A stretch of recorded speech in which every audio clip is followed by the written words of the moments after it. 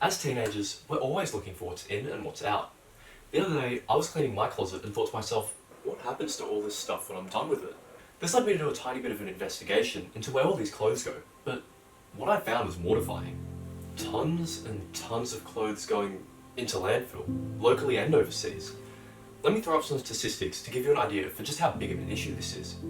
So, annually, Australians buy on average 27 kilos of new clothing items per person, while also discarding 23 kilos worth, accumulating to 800,000 tonnes of clothes being thrown away each year by Australians, and 90% of the clothes thrown out by Australians end up in landfill. So, what are the factors that make this so bad, and why is it actually causing any harm? Well, there are three main factors causing this: the materials used, how clothes are produced, and the fast fashion craze. First, let's pose the question of why it's so catastrophic to have so many clothes end up in landfill. Well, due to the materials they're made of, it takes approximately 200 years for most textiles to break down and decompose in landfills. And during the process of decomposition, textiles release toxic greenhouse methane gas into the atmosphere, as well as leaking toxic chemicals and dyes into groundwater and soil. From the mass production of clothing within factories, there are a lot of negative byproducts that come from it, such as global warming and air pollution, water waste, soil pollution, and destruction of wildlife. Finally, fashion companies introduced the idea of impulse purchasing mass amounts of clothes that are only to be worn only a handful of times. They do this with the new practice of having an increased amount of seasons throughout the year. And this is particularly influenced by social media through the likes of, Instagram, TikTok, and Pinterest. This creates a cycle of impulse buys by the consumer, filling their wardrobe with predominantly unnecessary clothing items, which inevitably end up being thrown away. So, what can be done about this? Well, I propose that in order to combat this growing issue, that I create a sustainable textile to combat the mass waste created by fashion. As the majority of textile pieces are non-biodegradable, my design will incorporate the use of biodegradable materials, potentially using food scraps, to reduce the amount of time that pieces spend in landfill. So, for my MVP, I've identified the most relevant areas which will be of utmost importance to research in order to create a successful product, and we'll be listing the top three. So, first off, I have to research environmental impacts.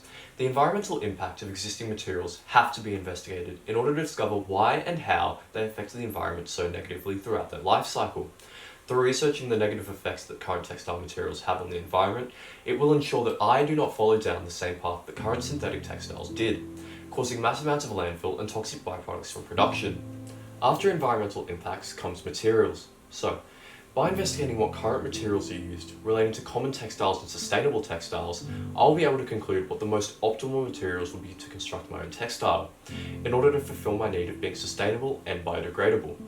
In addition to this, it will allow me to discover the necessary properties for my textile to have in order to be suitable for clothing use.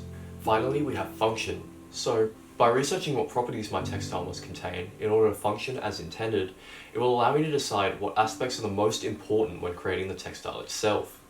Through doing this, it can then allow me to focus on replicating those aspects as accurately as possible within my new textile, by testing and experimenting with different materials throughout the design process. Now to conclude, I'll highlight the top three criteria that I've identified in order for my product to be successful. These factors will help to act as a checklist at the end of the folio to evaluate whether or not my final product is successful. First on the list we have biodegradability/sustainability. So biodegradability is the major goal of the product in order to fulfill the need of reducing textile waste in landfills. If my product is not biodegradable, then it will not be successful in fulfilling the need. After biodegradability is function. The final material must contain the required properties of a typical textile, otherwise it will be rendered useless as it will not be able to be used for its intended purpose of an alternative textile.